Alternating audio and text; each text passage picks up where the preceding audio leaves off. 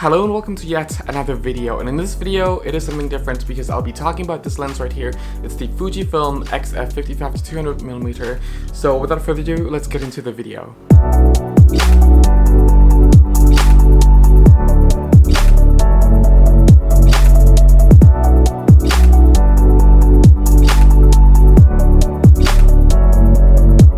So with Fujifilm releasing some new lenses, updating some of their existing line of lenses, just updating them a little bit with like weather sealing, a little bit better image quality.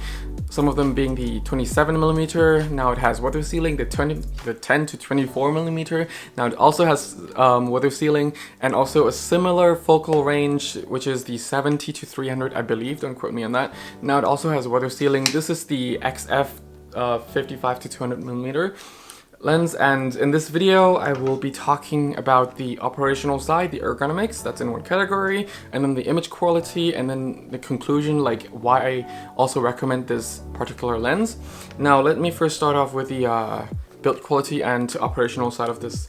It's actually very short and it's also really nice actually. So this lens, it's really nicely built. I really love the zoom range and the zoom feeling itself, the zoom ring, yeah, that was the word I was looking for, and also the focus ring. It all feels really nice, buttery smooth, although it produces a little bit of wind noise as you pump it in and out, and you can really feel the wind coming out into onto my hand when I move it like this, retract it, yes.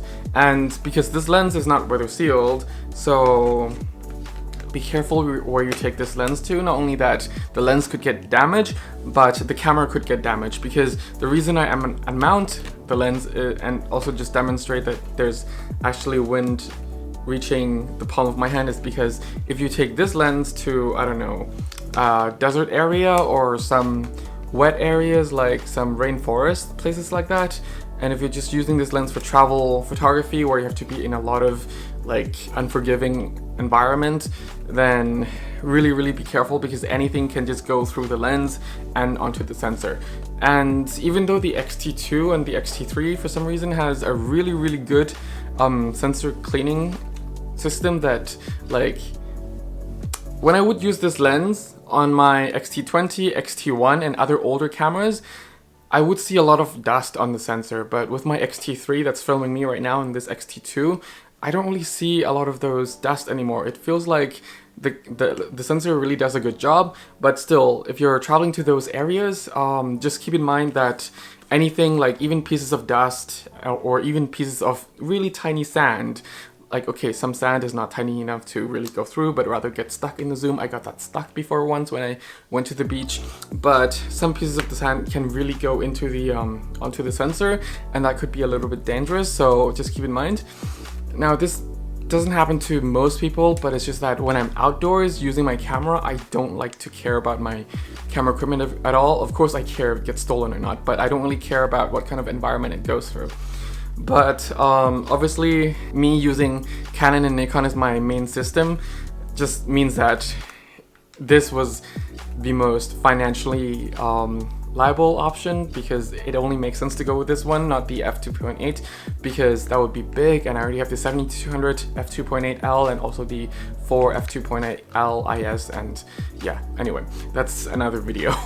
So back into this lens. Another build quality that I like is this ring. It feels really nice. The ring doesn't really move as easily as the 16mm f1.4, which is filming me right now. But yeah, but what's easy to move for some reason is this lock here, changing between aperture, like automatic aperture and manual aperture. I find that this gets easily clicked if I put it in my bag, if I have it swing around my waist, well, with the camera of course, and also if I'm just changing lenses, I just for some reason click on this without noticing. So I wish they would have markings on this aperture.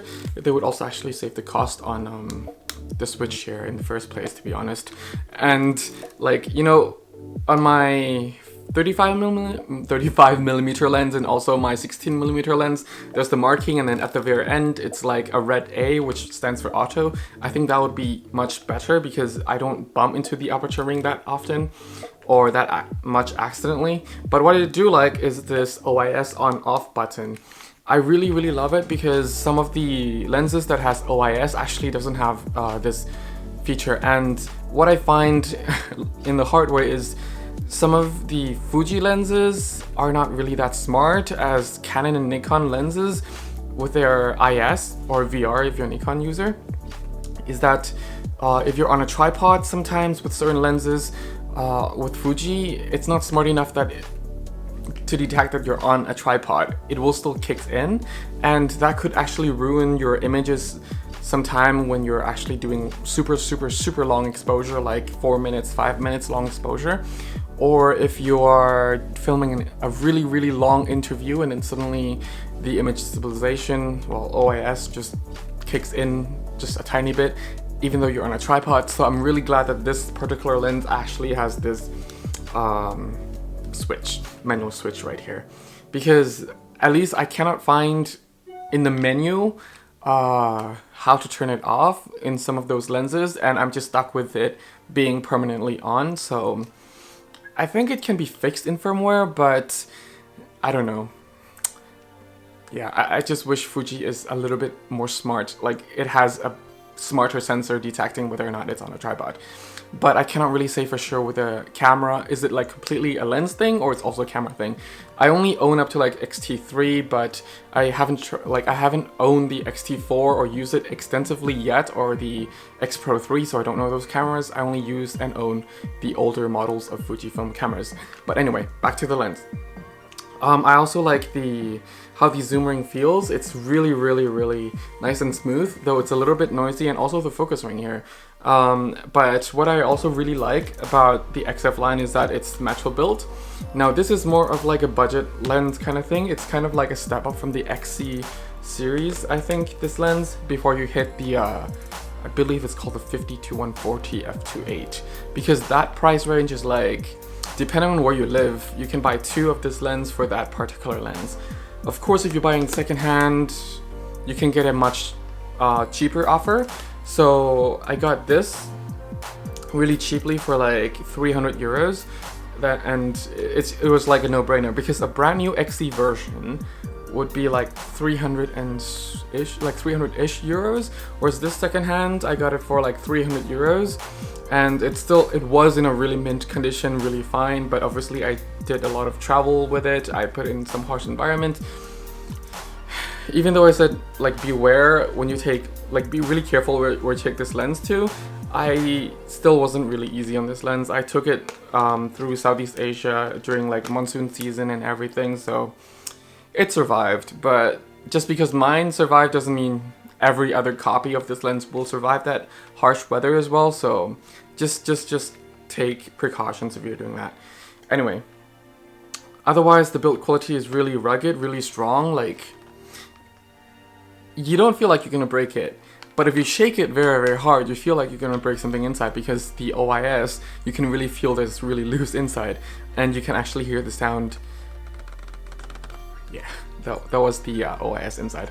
Don't do that to it that often, but yeah.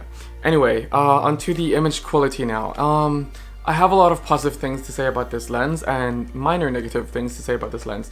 So what I really love about this lens is, just like any other XF lenses from Fuji, it's really sharp, and for its price it can be sharper than some of the similar focal range from competitors' brands. So that's what I really love about this particular lens. But what I really don't like, and this is just one thing, it's one minor thing, and it's just like, when you zoom it to 200, it's not that the picture is soft, but it is a little bit hazy. And of course that's just easy to fix in post. And of course you have to keep in mind that when you zoom through like 200mm range, you're actually zooming in through a lot of atmosphere, and obviously zooming through a lot of atmosphere sometimes can give you a little bit hazy image. But on top of that, the lens seems to have a little bit of haze on its own that I cannot really explain. Like, it is sharp, but it could be a little bit more contrastier. Like, okay, that grammatically doesn't make any sense, but like there's something about it that you get it when you least expect it, kind of thing. So when you zoom into 200, sometimes you really want to zoom it to 200 and it's just a little bit hazy and I cannot explain why, and the detail starts fading away, like the contrast also starts fading away, and I think that's really its weakness at 200mm, because I think it's really about this particular lens, because I have mounted other similar focal range on other APS-C cameras from Canon, and I mean, of course, zooming in that far, as I mentioned earlier, expect some haze from the traveling through the atmosphere a little bit and zoom into that object, but the lens can still produce much better contrast and also better detail, whereas this one, it's a little bit hazy at 200. And the funny thing is, it doesn't show it always at 200. If you're taking portrait at 200, it's totally okay, but if you're taking landscape at 200, that's where the lack of contrast, well, not lack, but like decrease of contrast really comes in. So that's a little minor. Well, it's minor for me because I can always correct it in Lightroom, but to some it might be a huge deal. So just keep that in mind if you're buying this lens to mainly shoot at 200 or closer to 200mm focal range. So it can get a little bit hazy and the contrast can also lower a little bit. But yeah, that's that. Anyway, onto other parts of the image quality. I'm glad that this lens is not as bad as most other Fuji lenses with flaring. Most other Fuji lenses, even this lens that's much more expensive than this lens, the 16mm 1.4, this lens is atrocious with flaring compared to this lens. The 16-55 is also really bad in flaring. The 18-55 is also really bad in flaring. The 35mm lenses are also really bad in flaring, and by bad I mean just the flare just doesn't look natural. It looks more distracting than natural. I'm not one of those people who's like, I hate flares, I want them completely gone out of the image. No, if it's natural looking and really nice looking, pleasant to the eyes flare kind of thing, I really love those flares.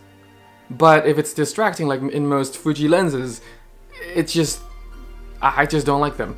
But then again, this is really, really subjective and also really personal, and I'm just glad that this lens doesn't produce such distracting lens flare, and it also has really, really good lens flare control. And talking about lens flare control, this coating on this lens is also really good at contrast control. So in most ranges, especially in this category of the lens, it's really, really nicely performed in terms of contrast control, because I'm aware that this is not like the top of the line Fuji lens, Fuji telephoto lens, of course, but I'm still glad that they put such a high class, well, not really high class, but like they did put a lot of effort into controlling the contrast sharpness throughout the zoom range, because usually what happens with like budget telephoto lens is that as you zoom in, like you start losing some sharpness and a lot of contrast, things like that. And that's what happens with the XC version, the 50 to 230, I believe, the XC version. I still can't remember the full range. Talking about the control, sharpness, flaring, I would naturally like to lead it into color fringing. This lens doesn't really produce a lot of color fringing. If it does produce any color fringing, then it's really, really easy to control and also kind of take it away in post. It's super easy. I guess it's because I bought it for only 300 euros. I had really low expectations, and that's why the results just amazes me. But this lens can really, really take really nice portraits, so you don't need to worry about putting the greenish, purplish fringing on human head when photograph them against the really strong contrast, because this lens has really nice coating for color fringing, and obviously it has really nice contrast control. So even for portrait work, I think that this lens is still good enough. Of course, this lens doesn't have f2.8. In fact, it has 3.5 to 4.8. Can you still do portrait with it? Yeah, I guess, if you like zooming in and getting that background, but obviously who am I to judge, because I don't know all the creative fields of portrait photography, because no photographers do, because it's still a creative field. That's why it's a creative field. Because it really depends on what you plan to do with your particular kit lens. Heck, I shoot a lot of paid portrait shoots with my 16 to 35mm f4 LIS from Canon. Well, that's for my Canon full frame cameras, and those are fully paid portrait sessions, so it really depends on the type of portrait photographer you are. But anyway, enough with the portrait photography. But yeah, that's it about the image quality part. I think it's the shortest talk about the image quality that I've done for a lens, because this doesn't have a lot of flaws, and the flaw that it has, it's more of like my subjective flaw, that I think it's really subjective part that it has rather than objective. So yeah, and it's also kind of easily fixable in post, but yeah, it's really short part about image quality to talk about. Anyway, into the conclusion, I think that this lens is great for value, and if you can find a really nice copy of it secondhand, it's even much cheaper. I always recommend, if possible, get the secondhand version of lenses, because as long as you know where to look and how to look at these lenses, it will still deliver the same quality as when you first get it brand new. Of course, if you're buying from like an individual, then you're not gonna get that warranty, because if you buy it from like a big store or a big chain store, things like that, you will get the secondhand limited warranty from them. Or if you buy brand new, of course you will get a warranty from the manufacturer themselves. So yeah, there's that to keep in mind. But as long as if you know where to look and how to look at these lenses, I think it's also worth just investing into the secondhand product, and also save the extra money that you save for the brand new to put into other lenses or other equipment, or even other memory cards if you wish to do so. So yeah, and this lens has been around for years now with me, and I absolutely love this lens from my Fuji system, and I really highly recommend it. The only downside about this lens is there's no weather sealing. For me, it's a really downside, because I like to be able to take my cameras into, well, camera equipment into rain, into dust storms, into really extreme weather, because I don't care about my equipment when I take them out to those environments, and it's just like less of a hassle for me to worry about. I better worry about the image that I want to capture than the actual equipment itself. Now with Fuji, of course, I bought into Fuji system simply because my girlfriend uses Fuji, and if we're traveling, we can just share our accessories and equipment, like lenses and memory card. Well, of course it uses SD cards, but like batteries. So yeah, and other accessories that is meant for Fuji cameras and camera gears. And yeah, that's pretty much it. So I haven't done a lot of professional shoots with my Fuji kit, but I only have done some minor professional work with my Fuji gear, so I cannot give you a lot of like professional results from those fields, only like from my travel.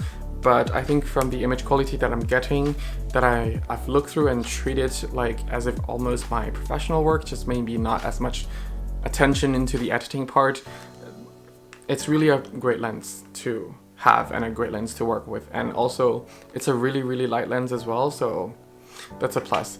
Anyway, so yeah, I would highly recommend it if you're looking to like similar focal range lens and want a great image quality, but if you don't really care that much about the weather sealing, and also if you just want a nice lens that doesn't have bad contrast when you zoom in, and also a nice lens that has still a decent sharpness control when you zoom in, then yeah, this lens is the way to go, I think, for Fuji for now. I know that the new XF 70-300, well, I believe that's the focal range, I haven't really checked yet, has weather sealing. It's only like 100 euros more expensive than the brand new one of this. Obviously the price varies depending on where you live, but here in Northern Europe it's only about 100 euros more expensive, so for you it might be just easier to go with that route. Of course it's not as wide, but you gain extra 100mm, or at least I think so, and also you gain the weather sealing. But of course it will be slightly heavier than this lens, and if you want the lightest but also still maintaining high quality lens, then I still think that this lens is a better way to go. But yeah, if you need a free photography guidebook or a free 2021 photography calendar digital download, it's absolutely for free on my website. The link is down in the description below. Thank you very much for watching. Have a great day, have a great time, stay safe, bye.